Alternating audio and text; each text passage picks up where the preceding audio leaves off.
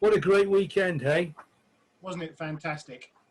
Such a great buzz all weekend, you know, loads of people out on the walks, some great birds seen, wonderful weather. Oh, what more do you want? Oh, it's great.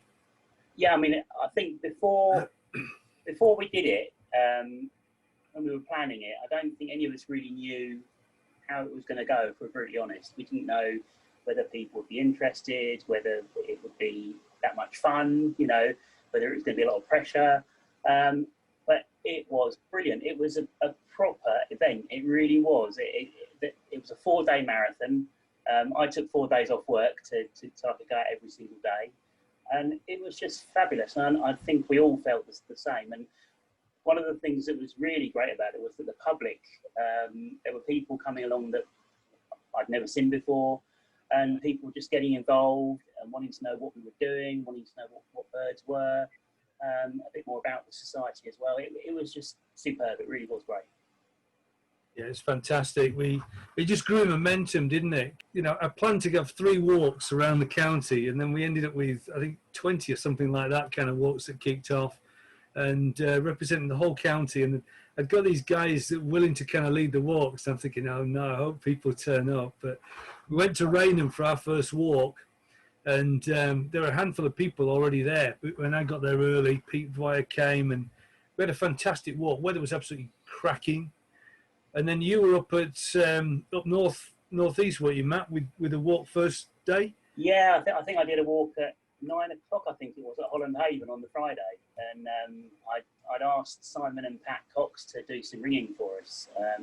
And kindly, they agreed to do that. So started off doing a bit of sea watching, and then had a wander through the reserve. It was a sparrowhawk, wasn't it? Simon had a sparrowhawk. Yeah, it was. Yeah, he sort of texted me to say, come along as quick as you can because I've got something you want to see. And yeah, there was a sparrowhawk, which was absolutely fantastic to see in the hand. And then there were meadow pipit, 3 buntings, a stone cat I think he had as well. I think for some of the people that were there, they hadn't seen ringing before. And to see a bird in the hand is so different. The bird just looks completely different to when you see it in the field, so to speak. And it's fascinating. It's brilliant. It really is. Yeah.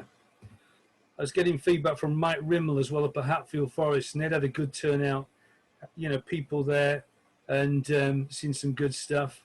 And then we had people kind of come down from other walks down to Thameside Nature Park down here in Thurrock and join our walk. And then I'd even thrown in an extra one just on my local patch in the evening, just in case anybody was at work and fancied coming out. And I expected it just to be myself and Elaine, really. But we had about 7 people, you know, on the walk. And we had a little owl just immediately start calling the moment we were in the car park, you know, which for one of the young birders that was with us, Ben, was a lifer for him. And then we literally walked up the path over the hill to where you can see down onto the Thames. And we saw the first Brent geese come up the river. Oh, brilliant, brilliant. You know, the autumns. Absolutely, you know, just absolutely perfect. I was nearly in tears, to be honest. Steve Grimwade did a walk at Abbots. I think I came along on that one as well. How many people were there? I don't know, because I joined you on your walk at Holland Haven, which was just amazing. Just a bit of sea watching, there's Arctic skewers flying past. Yeah, well, that was after we'd finished the walk, hadn't we? We went for a bacon sandwich and a cup of tea. Yeah. And we just scanned the sea as you do, and there was Arctic skewers flying past. Fantastic, So I joined you on the Friday, and then Saturday I was working, but I happened to be doing a trip to Bowers. I went down to Bowers Marsh because there was a spotted crake there. Yeah. Spent 2.5 hours staring at a reed bed. No spotted crake. Terrible. And then I did a walk. Did 2 walks at Fingeringo on Sunday morning, and the first walk had 40 people. Amazing. It was like, what? You know, fantastic, absolutely amazing. And then Abberton on Monday. So brilliant weekend. That's great. Yeah, going back to that spotted crake, I think we decided that was probably bird of the day, bird of the weekend, wasn't it? But there was some good stuff around.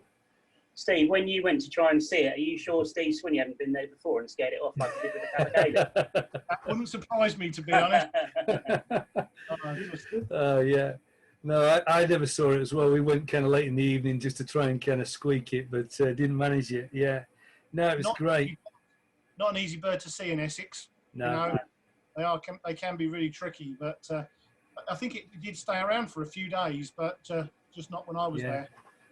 But then going back to day 3, and I'd just come back on day 3, the Sunday from Wanstead, which was actually my favourite reserve and visit, which was edge of London. You wouldn't expect to see that much, kind of, in metropolitan London, literally traffic everywhere. But David Darrell Lambert did a phenomenal job, and literally he was just picking up people that were passing. Oh, what are you doing? We're doing a bird watch.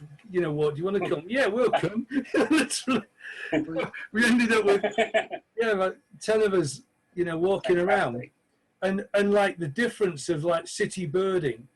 You just had yellow wags. You were tripping over them, yellow wagtails, just on the kind of pass, and they're used to people. But then the biggest surprise for us like that was a Chetty's warbler. We looked down into this, I think it's called a Copper Brook or something that runs through there. Literally bridge over, people everywhere walking past it. And this Chetty's warbler was just flitting about like, a reed warbler, well, not even a reed warbler, like a blue tit or a great tit, would. Wow. Absolutely brilliant, yeah. And I think we saw over 50 species, which by comparison, if I want to say the most challenging reserve, Wallasey. You know what? 18 species. Yeah. Wow. 18 species. We just picked wrong time. All of the nesting had gone. The breeding birds had cleared off, and the waders were yet to really return in numbers. And what were out on the shoreline and away from the reserve. It's still got that development. Yeah. What was your favourite reserve and favourite moment of the weekend? Abberton, because it's my local patch, and I just love birding at Abberton. And I can't think what my favourite bird was. There was just so many, red-crested popchards and just lots of ducks and waders. It's just I'm just happy. I think whatever I see. I think for me, I was really pleased to see the Arctic skewers at Holland. That was a nice little bonus. And wind chat as well, because wind chat's always lovely anyway. Yeah. But I think for me, the highlight moment of the weekend, or one of them, was Fingering Hoe. There was that young lad. There was a real young birder, so keen. Somebody had seen a kingfisher at Robbyside, I think, and a chap announced it. Everyone was having some lunch, and this young lad went running out of the centre and running towards Robbyside on his own. He was just so keen. He just wanted to see this kingfisher. He was asking this chap when he'd seen it, where it was, where it had gone, when is it going to come back. It's absolutely fantastic to see the enthusiasm. Really was. Brilliant. Yeah. There was a great buzz, wasn't there? Just to say, this real buzz all weekend, and there were people that we'd never met before, and they just got so involved in it, and then they were entering the records on the website, so it was just brilliant. Yeah, it was amazing. I think we had 4 times the number of records at least that weekend by comparison to any peak time over the comparable period. The second most seen bird and recorded bird after wood pigeon, which was the first, which is probably not to be a surprise, but common buzzard. Yeah, common buzzard, which just shows how they've spread throughout the range and throughout Essex. Yeah. I wonder how long until red kite kind of starts to kind of push on as well into the kind of numbers they're coming, aren't they? And back in March, April time, when we were obviously locked down, I think in 1 week I had 11 different birds fly over the garden. 11 red kite. Yeah, and bearing in mind we've lived here for 25 years and I've seen 2 in 25 years, and then 11 in 1 week. Yeah. So, but you still haven't had a Medgull over your garden, have you, Steve? No, Medgull. most people dream of, like, I don't know, olive back pipits or buntings, but I want a Medgull over the garden. Oh, that's brilliant. Oh yeah, I won't tell you how many times I've Medgull over the garden this spring. I've got some great photographs, so I'll make sure I've got them queued up for next time we do a video chat. Okay, thanks. There was a good number of people that kind of saw 70 birds, and just by accident, really, Matt came up with an idea to do pin badges for the society, and we managed to get pin badges that were special 70. I don't know if that's going to work. It probably isn't. But 70. that's better. Yeah. BCBW70. Yeah, that's a good one, Steve. Thanks. Yeah, there you go. The Fantastic. BCBW70 badges for those that saw 70 species in a day or over the weekend. 89 species. And top site, my local patch. That's really good, yeah. Which was, yeah, excellent. We weren't far behind at Abberton, though. I think we got 86 at Abberton, so yeah, almost, it's tight.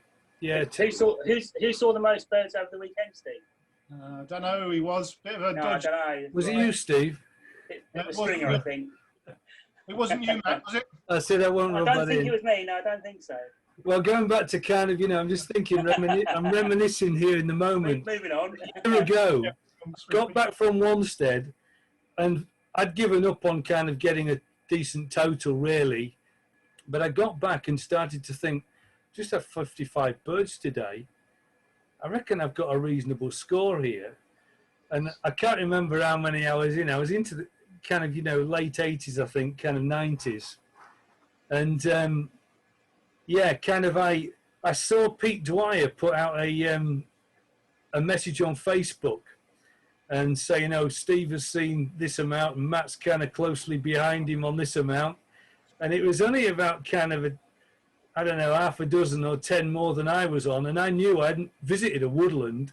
So I had all the woodland birds to come, given the right, situation. There was a few local rarities, some nice cattle egret that were sitting convenient as they are this weekend, down at Wat Tyler. Spotted red shank there, and I just started, the wheels started to go here. Thought, yeah, I'm in the race here. Pete might be right. The best man might win yet. But no, around about 110 species, I think. Wasn't it? Was it that weekend that we saw that massive flotilla of coots at Abberton from the church? Yeah. Was it there? Remember that? Yeah. When it split in two, it was incredible, wasn't it? Yeah. Hundreds of them. Yeah. Yeah, it's not just about the unusual birds, is it? It's that common, seeing all the common birds and yeah, fabulous. Yeah, but ultimately it was just such a buzz, among the society as well. It was a real lift for us, and new members came and joined. But obviously this year's going to be different. But we are still going to do something. Yeah. And so, have you got that screenshot, Steve? Let's put that up. And we're going to hold a big county bird watch, but we're focusing locally because of the and I said we shouldn't say that word, because of the pandemic. Mm-hmm.